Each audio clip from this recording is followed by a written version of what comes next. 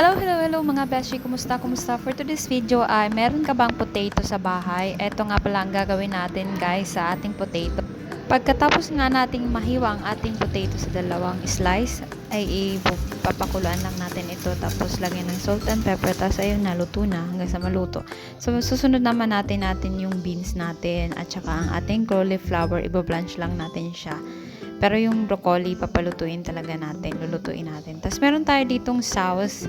Ito na guys na ready-made na sauce na lalagyan lang natin ng water, mga 200 ml water. Tapos haluin lang natin hanggang sa makumulo ito at saka hanggang sa maging malapot ang ating sauce na to. So napakadali lamang ito ating gawin.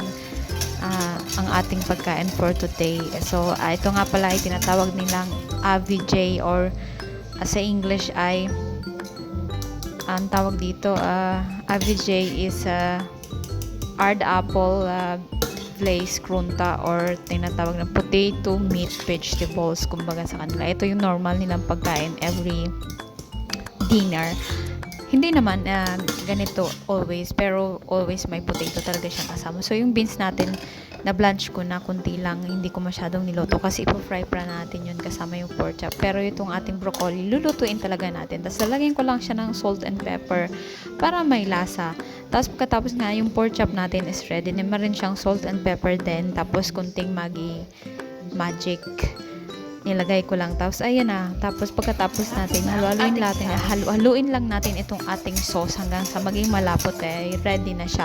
Magpapainit na nga tayo sa ating kawali ng ating para sa ating pork chop. So naglagay nga ako dito ng croma, pampasarap din to, dagdag pampalasa sa meat.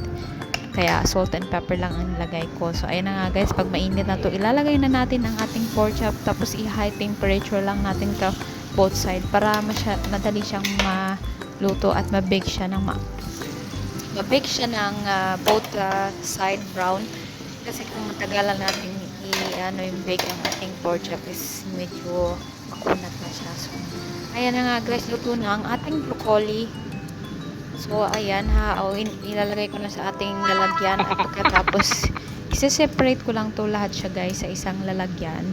Tapos kukuha na lang kami, tapos lalagyan na lang namin ng sauce. Normally kasama na to yung sauce dito sa broccoli, but hiniwalay ko lang siya para meron yung mga bata na choices kung ayaw nila ng sauce or with sauce, without sauce. So ayan na nga ating pork chop guys, malapit na siyang maluto. Ayan na nga, at ilalagay ko na ang ating beans.